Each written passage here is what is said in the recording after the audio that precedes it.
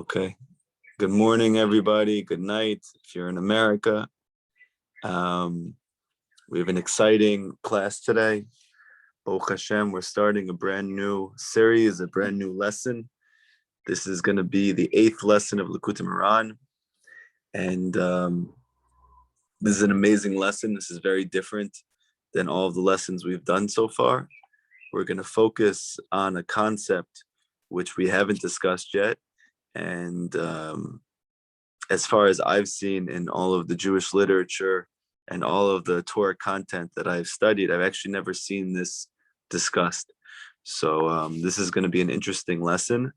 It'd be interesting to hear your feedback and your questions about it. But it's going to be a brand new way of thinking about breathing, of thinking about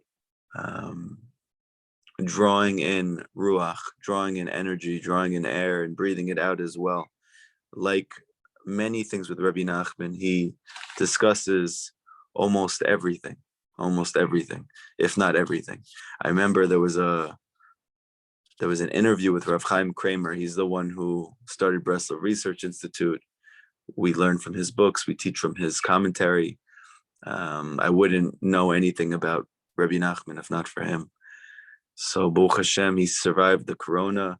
He had it pretty bad, but he survived, thank God, and he's healthy. And I think he's having an event now.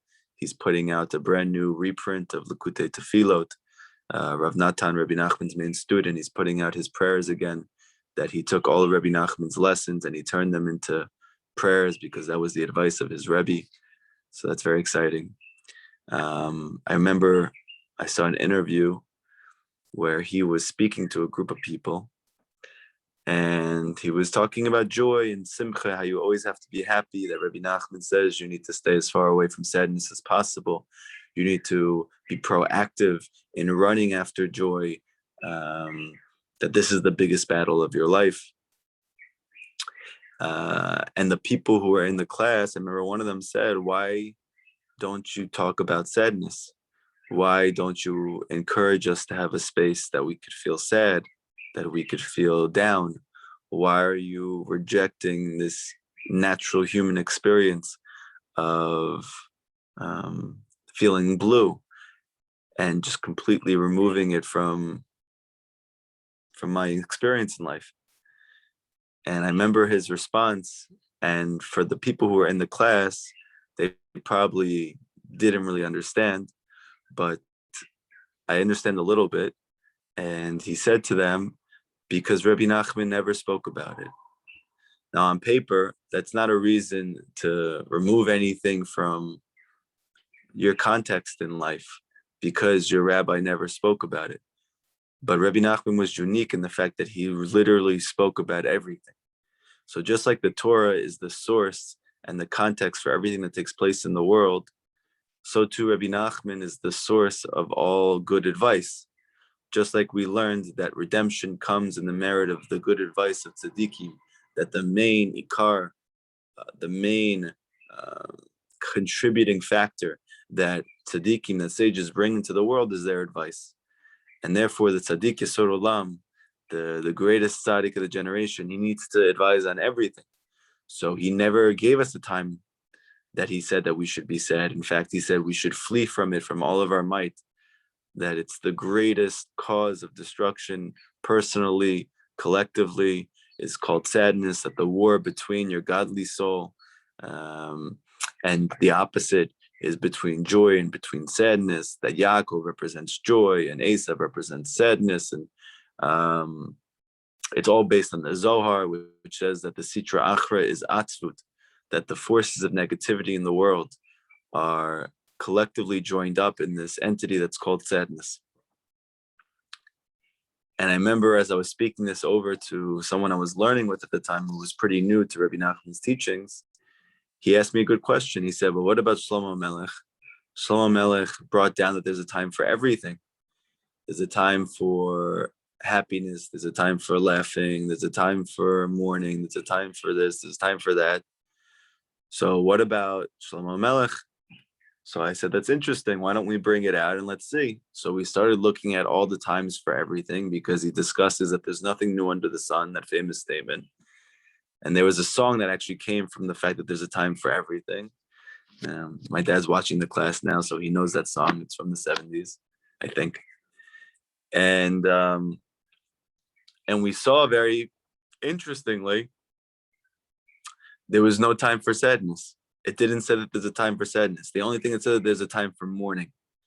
And Rabbi Nachman definitely encourages mourning, but he does not encourage sadness. And that's a very, very illuminating point, that there's nowhere in the Torah that it encourages this practice. And this is a paradigm shift in and of itself. And now we can understand why Rabbi Nachman says to stay so far from it, because it doesn't exist. So when you're engaged in sadness, it means that you have yayush of despair. And Rabbi Nachman says, "Ein shum yayush b'olam klal." There's no such thing as despair in the world at all. So now we're going to learn a little bit about how to move out of sadness, how to not invest in this entity which doesn't truly exist, because despair doesn't really exist, and that's the source for it. How are we supposed to feel joy and happiness? How are we supposed to feel easy and calm? So as a preface for this lesson, I want to tell you that Rabbi Nachman had his students with him, and he told them, when people ask you, what are you doing in Breslov? What are you doing by me? What are you learning by this tzaddik that you can't get somebody else, can't get somewhere else? I remember there was this beautiful story of another Hasidic master whose name was the Maggid of Mezrich. The Maggid of Mezrich was the main student of the Baal Shem Tov HaKadosh. He was the one who created Chassidut. He was Rabbi Nachman's great-grandfather on his mother's side. So there was a great tzaddik who learned by him. And this tzaddik who learned by him, he was asked by his father-in-law, who was very against Chassidut. He was very against the Baal Shem Tov. He was very against these teachings. He didn't know them probably, but the Baal Shem Tov had a reputation in his generation for people who didn't connect to him or didn't believe in him, that he was actually not a positive force in Jewish history, but that he was going to bring tremendous destruction, because he was bringing chidushim, novelties in Judaism, which never existed. And even though he claimed them to be a part of Judaism always, those people who were against him, they claimed that his teachings were not founded in truth, and that these new things that he was bringing into the world were straying too far from tradition. So they asked Rav Levi Oberdichev, who became one of the greatest tzaddikim who ever lived. I visited him when I was in Uman this past year. His kever is near to Rabbi Nachman, and he was actually one of the only people who supported Rabbi Nachman while he was alive, and gave him haskama that you should listen to him, that he's good, that what he says is true. And Rav Levi's father-in-law said to him, listen, I'm going to mochel you. I'm going to forgive you completely that you turned from our tradition and you went to be a chassid of the Baal Shem Tov, of the Maggid of Mezrich, if you tell me what the Maggid of Mezrich teaches you. Tell me what you learned from him. If you tell me what he learned from him, I will forgive you for everything. So he responded to him that the Maggid of Mezrich helped me to know that there's a God in the world. So he looks at him stunned, and he said to him, what do you mean? He taught you to know that Hashem exists? And he said, yeah. So he said, everybody knows Hashem exists. Nowadays it's a question, because we live in a generation of atheism, which Rabbi Nachman predicted 200 years ago. But even just 200 years ago, everybody believed in God. So his father-in-law brought their maid, or their maidservant, over and said, do you know that there's God? So she said, yeah. So the father-in-law said to Rav Levi, he said, Levi, our maid knows that. That's what you learned. That's what you sacrificed so much of your life for. That's why you go through so many difficulties and challenges and conflict from other people in the Jewish world, simply so you can know that Hashem exists. So his response was, she says that Hashem exists, but I know that Hashem exists.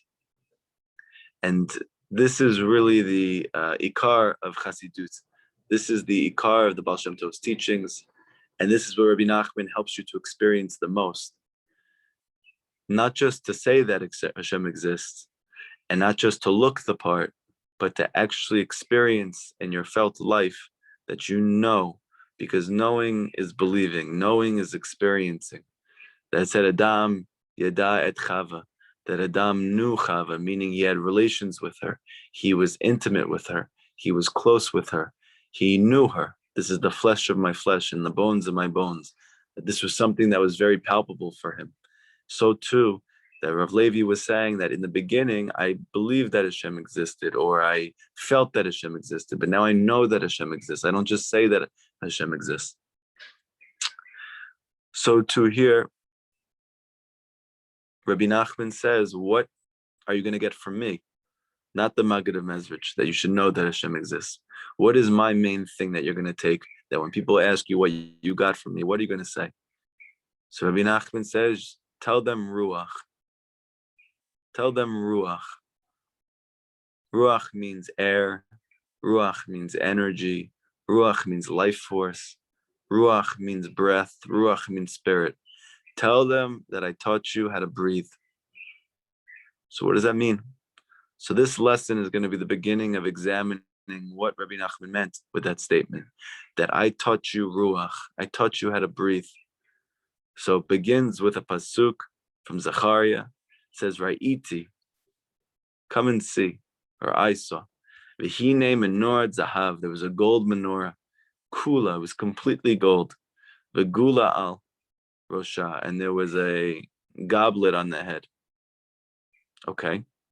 So now Rabbi Nachman says, Hine, behold, Yakar genuche v'noha, shakurin krechs me'ish Yisrael. You should know that when a Jew sighs, when a Jew, what he calls, makes a krechs, anybody who knows Yiddish a little bit knows a krechs is when you like, when you give out a sigh, or you give out like when you're in tremendous stress and you have no relief, or you have so many lackings and you don't know how to fill them, or you're tired of it and you just let out a sigh like a krechs, a real good krechs. So Rabbi Nachman says this is very, very valuable.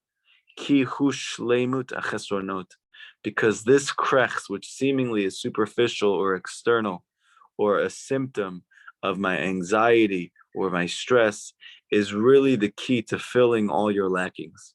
Ki ayadei bechinat neshima, because through this quality, this concept of breath, shehu ruach chaim, which is the breath of life, that is the energy, the life force of life. It is the spirit of life, is your breath. Nivra haolam. This is how the world was created. Kamosh katuv, like the pasuk says in Tehillim Lamed Gimel, pasuk Vav, uvruach piv kol tzava'am, that it says that Hashem, with the ruach, with the life force, with the breath of his mouth, kol tzava'am, he created everything in existence. He created everything in the universe. So comes now Rabbi Nachman to teach us,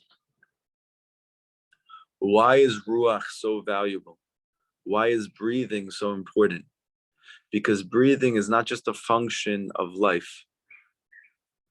It's interesting because in truth, we breathe at every moment. We don't even realize it. And that breathing itself is giving us life, so much so that if we stopped breathing, we would stop living. We need to breathe. We need oxygen. Oxygen is our life force. So we see even on a practical level that breathing is the cause of our living. Now, Rabbi Nachman is saying that breathing is not just the cause of your physical living, it's the cause of your spiritual life. Because how did Hashem create the world? Hashem created the world through the breath of his mouth. And we know that according to the sages, every single man, every single woman is an olam katan. Every single person is a small world. So if Hashem created the world through breathing, it means that Hashem recreates you through breathing. So how do you get to experience that? When you breathe. And Rabbi Nachman says, "V'chidush ha'olam yeh gam ken bechinat haruach." So too, the renewal of existence, that we know that in the days of Mashiach, in the times of the Geula, which be Merav Yameinu, hopefully, it's very, very soon. So that renewal of the world is also going to come to Ruach. That why do we learn that in the beginning of existence, Hashem created a Ruach which infused the world? Because we learn from this that in the future, in the times of Mashiach, in the times of the Geula, in the times of the redemption, all of existence is going to be renewed again through Ruach. And this is not just hinting to some type of external change in the world, although maybe they will be. It really is speaking about an internal change. That within the human psyche, within the human experience, when will a person's life change? When he learns how to breathe. That through Ruach, your life will change. Through Ruach, you're going to learn how to breathe. Kamosha Katuv, like the Pasuk says, Tishalach Ruchacha Yebareun. That it says in Tehillim, in the same parak, it says that you, Hashem, you're going to send forth your Ruach Yebareun. It's going to recreate them. Utchadesh Pnei Adama. It's going to renew everything that exists in the world. That all renewal comes from breath. So it's interesting because in therapy, in psychology, breathing is one of the main tools that's used to be able to help a person who's in distress. That one of the main ways that people feel relief therapeutically, clinically, is through breathing. This is one of the main things that they focus on now. Different breathing exercises, different ways to connect to your body through your breathing. The way that they explain it is it helps you to remain present, because when you're focused on your breathing, you're present. And when you're present, you're more likely to be happy because you're not stressed. However, maybe there's a very deep inyan that the therapists and psychologists and social workers are all connected to, and they don't even realize what they're causing their clients to do is they're causing them to renew their lives through breathing, because breathing is the source of their life. And when they focus on their breathing and they increase the quality of their breath and they extend their breath, what they're actually helping them do is renew their own personal olam katan. They're helping them renew their own personal world. And we know that in the days of Mashiach, Hashem is going to send forth his ruach to renew their life, which could simply mean that Hashem is going to send a tzaddik at the end of times, a sage at the end of history, to help us all renew our broken worlds, to help us all renew our personal existence through breathing, that someone's going to come along and teach us how to breathe.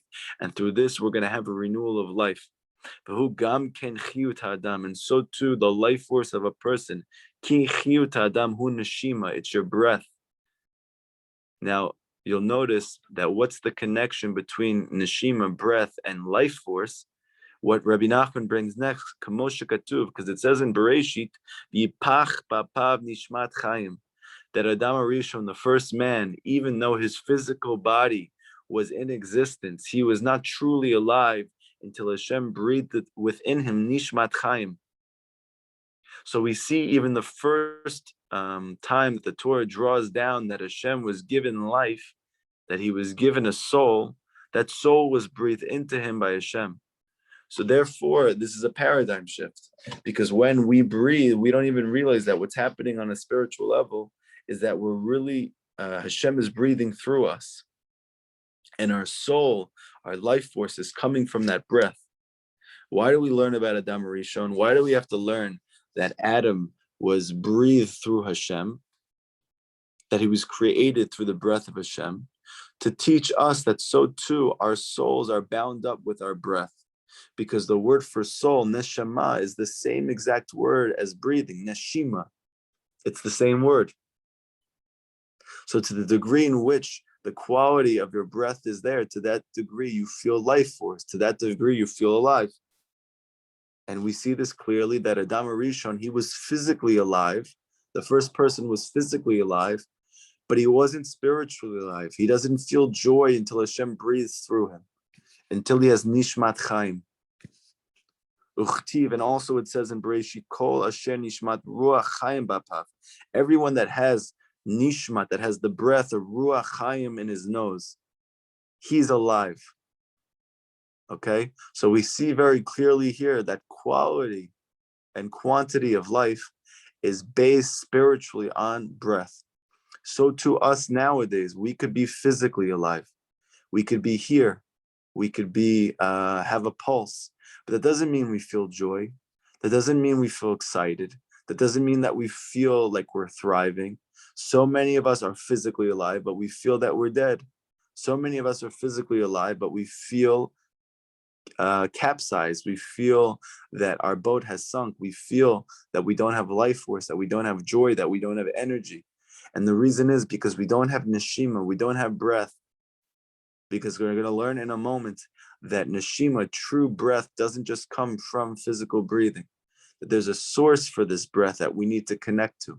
And only through connecting to that source of that high quality H2O, like Adam Sandler said in Waterboy, through that high quality H2O, are we going to draw down real breath.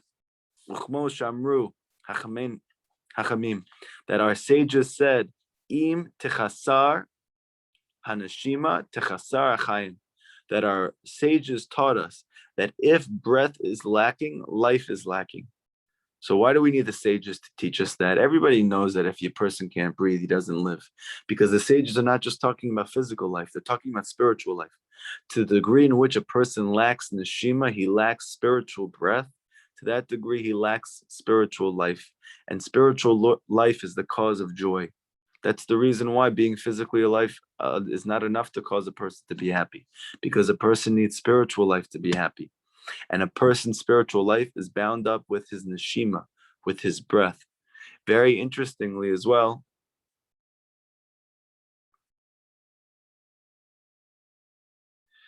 when the Jewish people were in Mitzrayim, when they were in exile, when they were slaves to Paro, and Moshe Rabbeinu, the tzaddik Yisod Olam, the sage of the generation, who was sent to help them, to give them life, the pasuk says that when Moshe came to tell them that Hashem was taking them out of exile, he was going to take them out of their slavery, out of their servitude, it said that they had kotzer ruach. The pasuk says that they had shortness of breath. They couldn't breathe. And therefore they couldn't hear what Moshe was saying. Now on paper, it's just simply saying that they were struggling, they were stressed, and because they were stressed, they couldn't hear Moshe.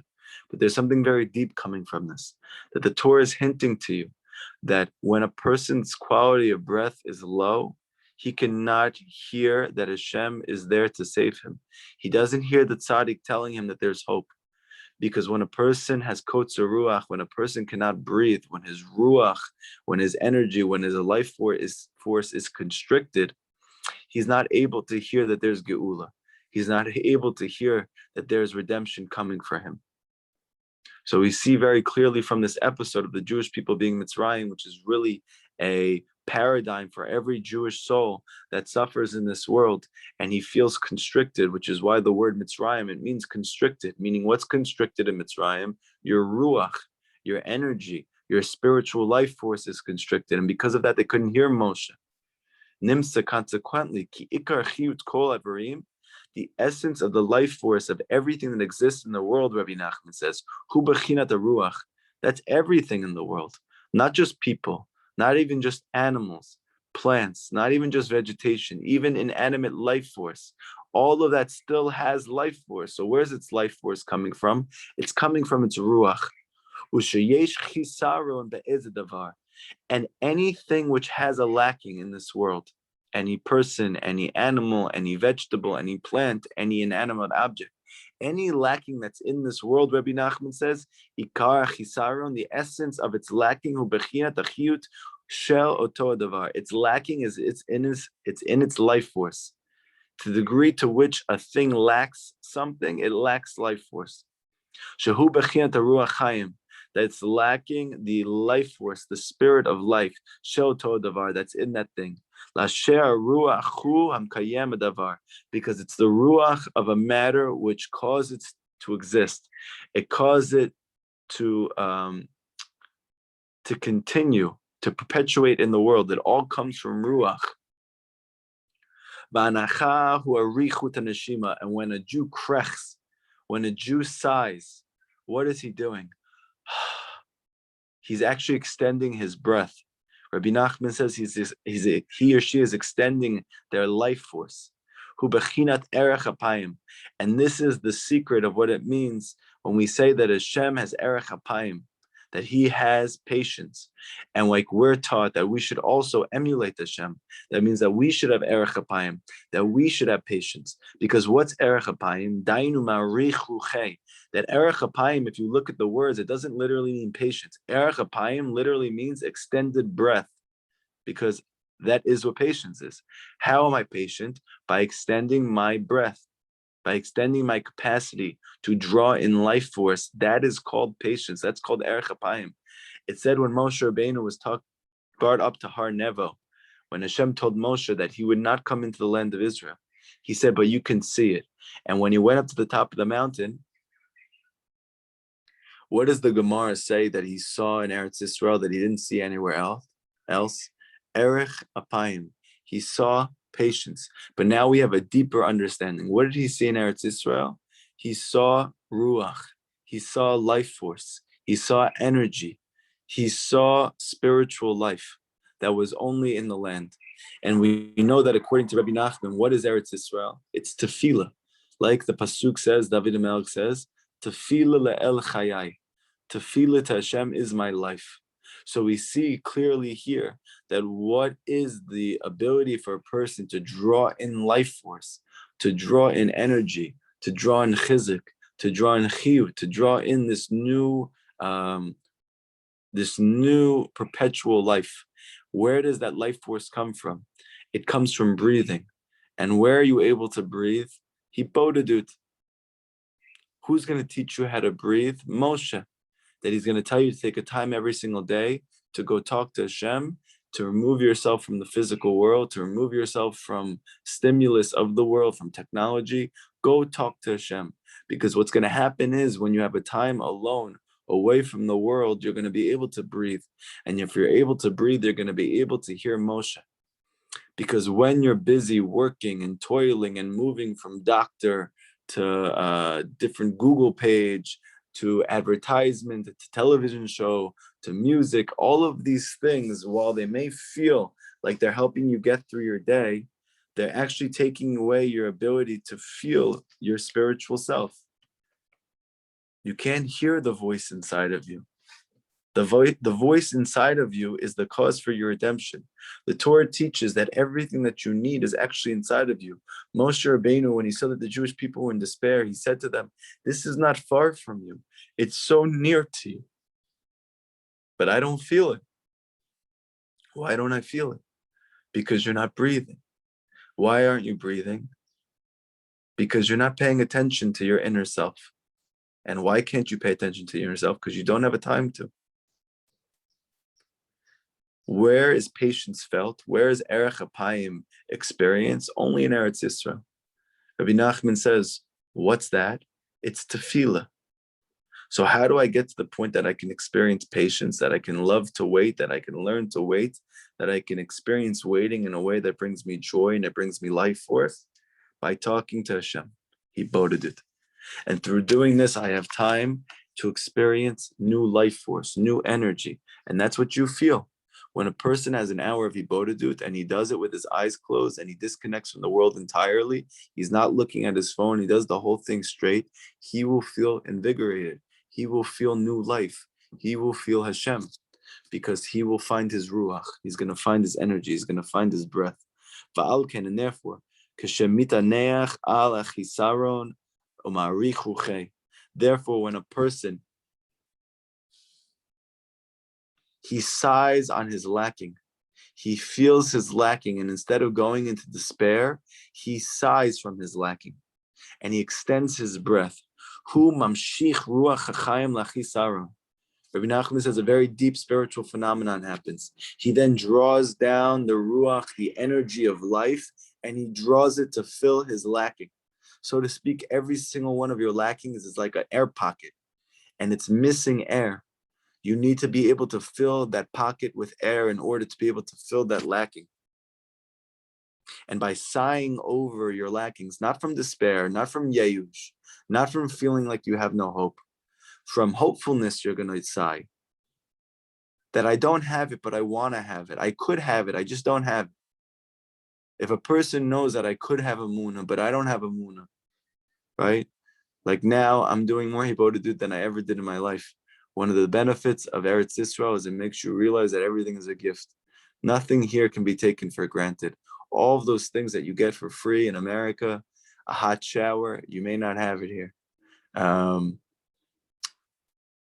type of coffee that you need to be able to get going, you might only have instant coffee here, right? All of these things that we take for granted that we feel are a part of life for anybody. Here, they're not taken for granted. Nothing here is taken for granted. Now, on the one hand, this might make you feel physically inept because you're used to those things. But on the other hand, what ends up happening is you need to ask Hashem for everything now, not just the big things, even the small things, because nothing here can be taken for granted. So too, on the other hand, now you feel more spiritually alive because now I have to get up at 4 a.m. and I have to start my day by talking to Hashem. Hashem, please help me to have food today. Help me to have drinks today. Help me to be able to take a hot shower today. Help me to be able to have a coffee today that makes me feel energized. Help me to be able to have time today to learn, to have time today to pray. So all of these things, which I might have done before freely, now I really know that I need Hashem's help in them.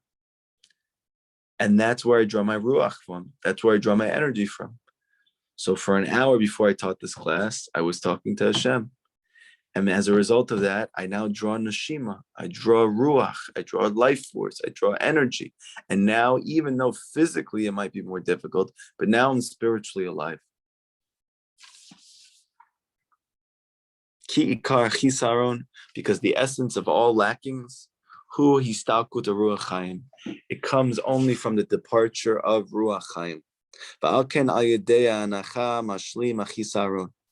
And it's through sighing, a Jewish krechs, a real good krechs, that you think about what you're lacking in your life.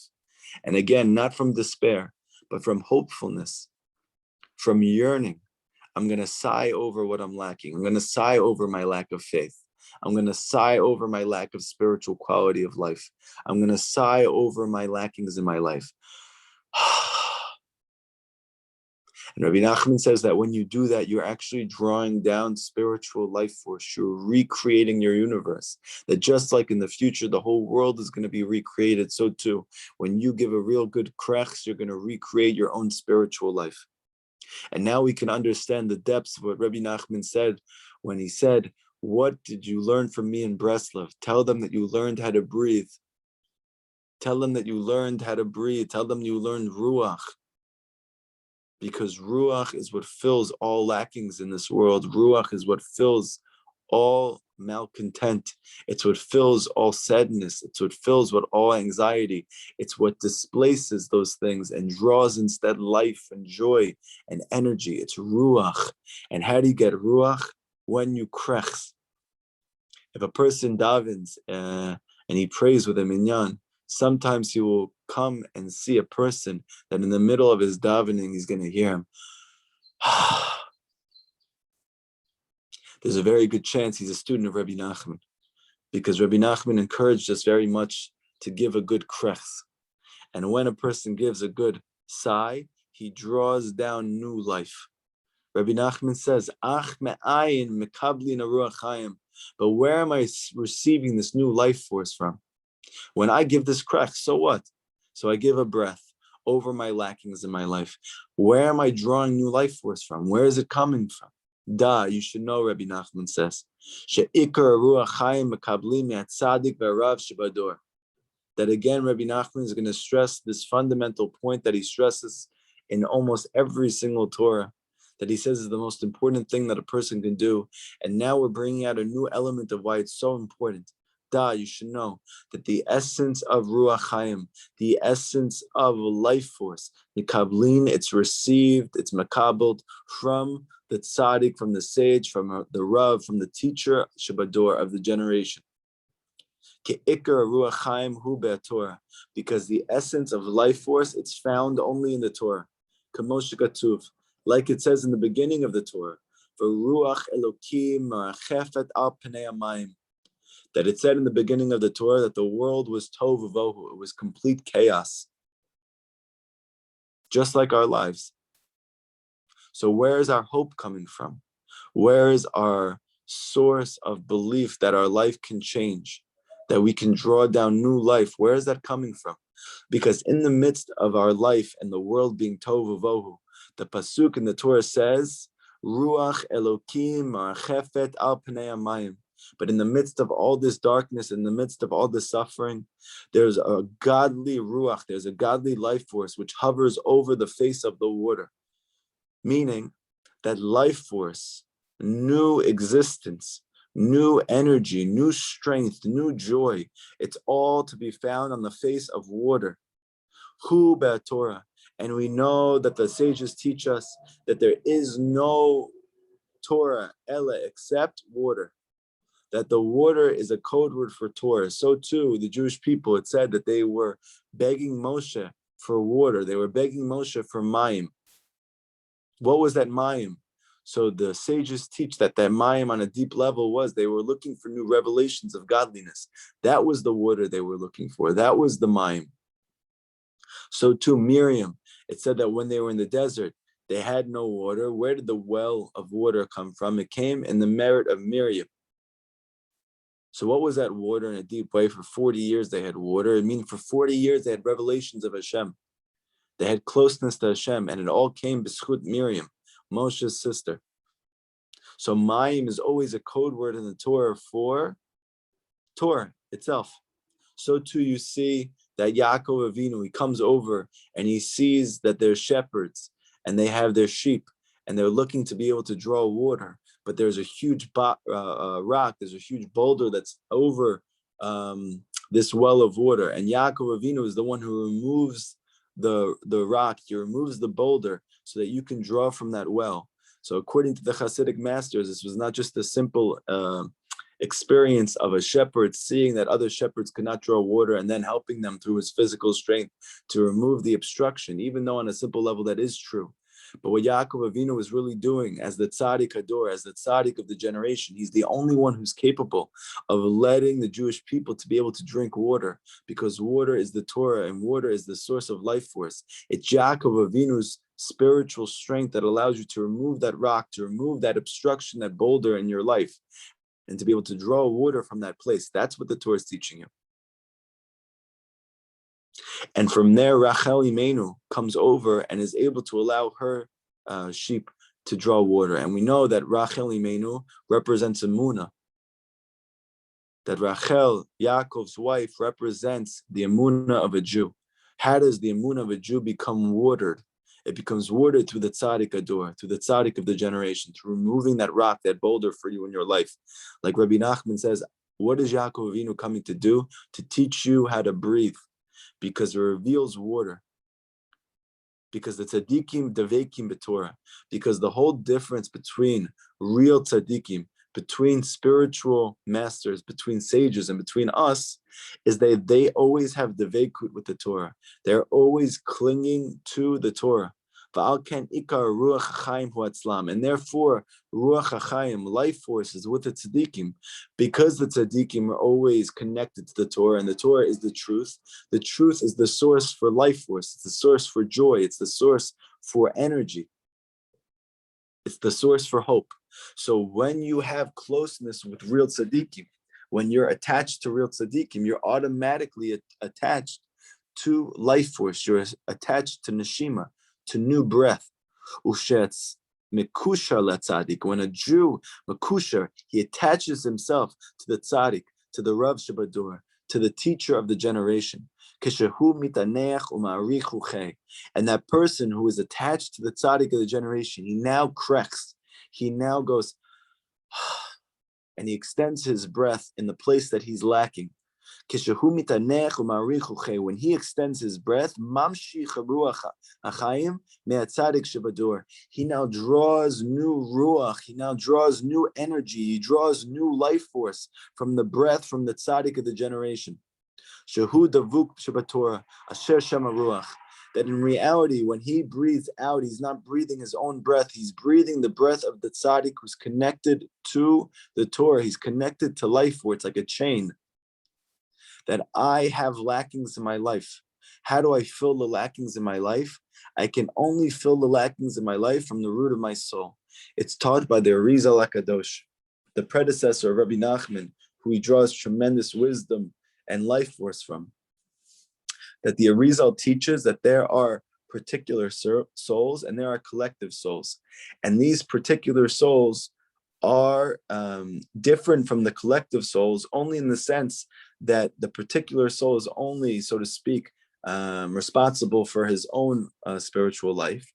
But the collective souls are responsible for the lives of many souls of the Jewish people. And how is all of this connected? Because to the degree to which the particular soul is connected to his root soul, to the collective soul, to that degree he draws the life. So too it's taught by the Arizal that Moshe Rabbeinu was the collective soul of the Jewish people in the desert.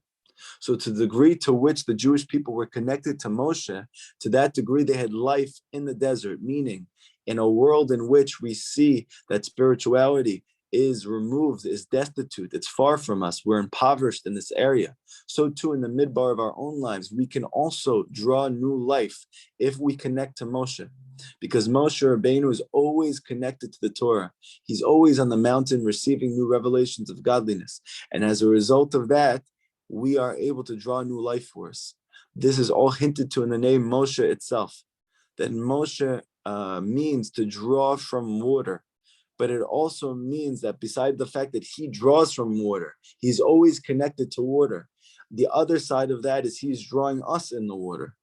That this is what Moshe means. He's drawing Jewish souls back into water, meaning back into the root of our souls, into the Torah, the source of Ruach Chaim, the source of new life, the source of joy. It comes from Torah. But we can't get it simply from picking up a Torah book and learning it, because the Torah is vast, it's expansive, it's infinite. And it's only the tzaddik of the generation who he's so inclusive within the Torah. He's so connected to the Torah, not just in his knowledge of it, which is so expansive, which goes through all levels of Torah, which he knows intimately, but he's drawn and he's connected to the Torah itself, meaning to Hashem. And because he never loses the veikut with Hashem, he never loses closeness and connection to Hashem, when we breathe, we're not breathing just from ourselves. We're actually breathing from our collective soul, from the tzaddik of the generation. That's where our source of breath is coming from. It's coming from Moshe. So too, interestingly, I was thinking about it in my Hibodedut, you see that Moshe is actually the root of the word neshama. Where does the word neshama come from? It comes from Moshe. Moshe is the root of the word neshama. Because all breath, all life force comes from the tzaddik of the generation. So when we breathe out, but we're not breathing out from despair, because we're going to see in a moment that we're then drawing in life force from the Sitra Achra, from the other side. But when we draw from hope, when we go do Hibodedut and we krechs over our lackings in Hibodedut, then what ends up happening is we're breathing in life force. Then we're breathing in new air, new energy, new oxygen that's coming from the tzaddik of the generation. V'zechu nikra tzaddik, and that's why it says about the tzaddik, ish asher ruach, that the pasuk in the Torah when Moshe Rabbeinu was told by Hashem, you're going to pass away and someone needs to replace you. Who is going to replace you? Ish asher ruach, a man in who there's ruach in him. So you see very clearly that the essential aspect of the tzaddik is that he has ruach. What does Rashi explain? What does it mean that the tzaddik has ruach? What does it mean that Yoshua ben Nun is going to have ruach? And with that, he's going to bring people into Eretz Yisrael, which we know means he's going to bring people to Amunah. It means that he knows the ruach of every individual. Why does he know the ruach of every person? Because he is the root of their soul. And because he's the root of the soul, he knows how their soul ticks. He knows what they need. They need breath. They need new life. They need new energy. And Yoshua is the one who's able to give it to them because he has ruach. Ki hatzadik mamshich umshalim ruach achayim. Because the tzaddik draws new life shall kol echad v'echad within every person.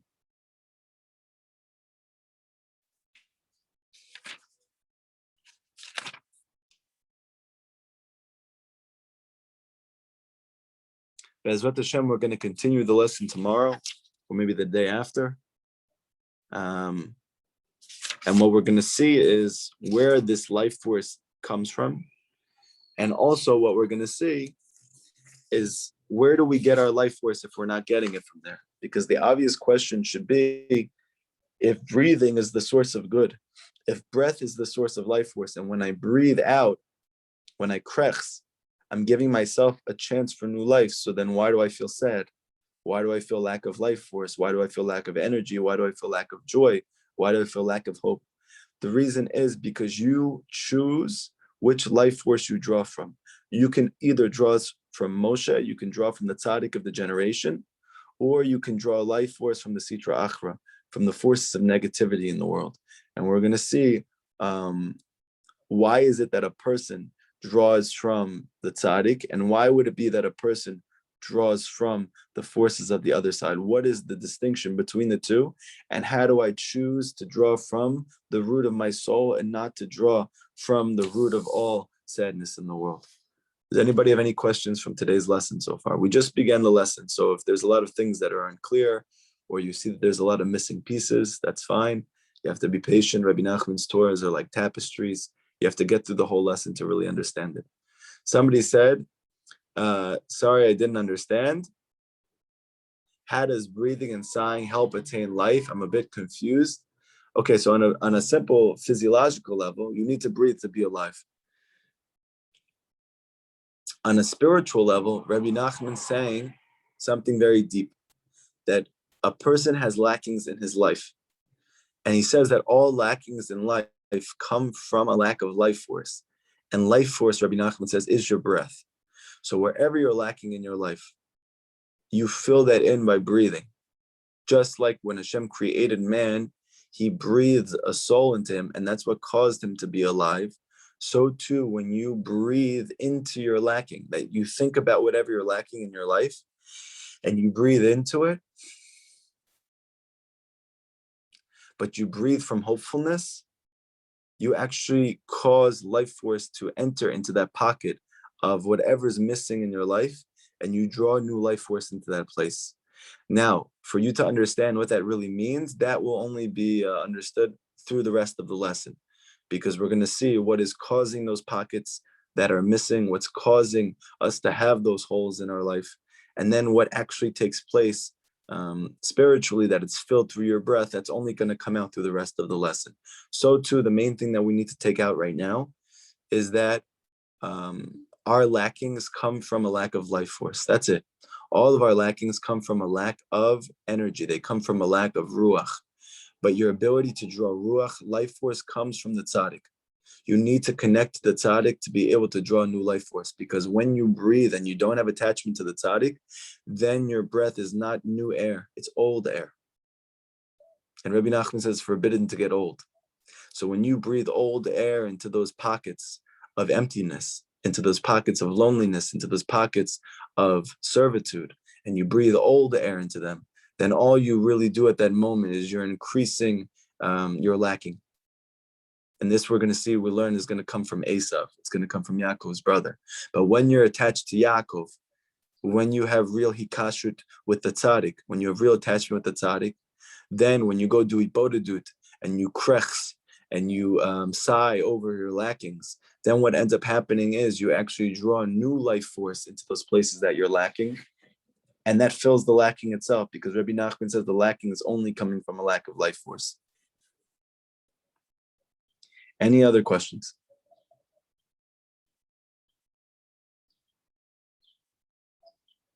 Stronger sighs are better, really deep, but sometimes I feel self-conscious and I don't want to bother others during the Amidah.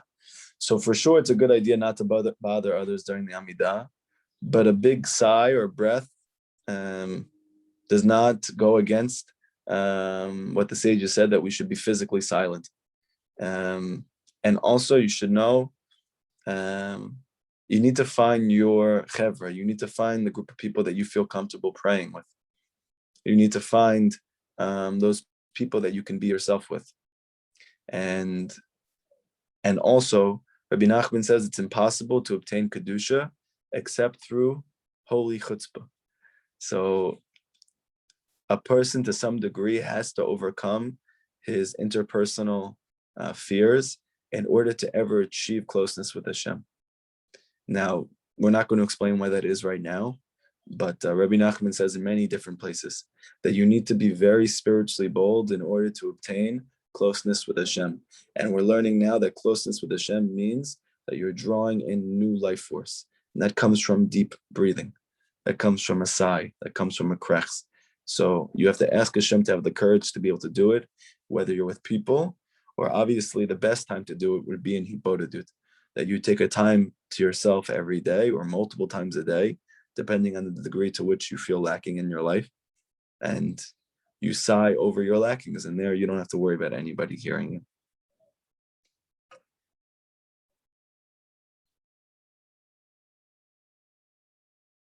So breathing from being hopeful is positive breathing, and breathing from feeling helpless is negative breathing. Yes, exactly. When a person sighs, but he's not doing it from hopefulness, what ends up happening is he goes into despair. He starts to ruminate over all of his lackings, and he increases the lack by adding sadness to it. But when a person sighs from hopefulness, then Rabbi Nachman says something very deep. You're lacking, even though it looks like it's physical or it's external, it's coming from some person, place, or thing or circumstance. Rabbi Nachman saying everything in the world has a life force, even an event or even a situation. So let's say, for instance, on a practical level, you are struggling financially. So Rabbi Nachman is saying that struggle financially, the reason you have that is because your financial life lacks life force, it lacks energy. And when you breathe deeply and you sigh over that lacking, but not from hopelessness, but from hopefulness, from connection to the tzaddik, then as a result of that, you draw life force into that place. And once life force enters into that situation, there's no more lacking in that place. So it's a very deep thing. It's something that we need to really meditate on. This is all coming from lesson 8 for anybody who wants to review the beginning of the Torah. Bezrat Hashem, you're going to see, if you stay around for the rest of the lesson, you're going to see how the whole thing comes together. So right now it might feel very abstract, and that makes sense. So don't worry. Right now, just the main thing to get out is that breathing is the source for renewal, and that where you want to receive your breath and your life force from is from the collective soul, the root of your soul, the tzaddik and the sage of the generation. And by doing that, you get to renew your world. Any other questions?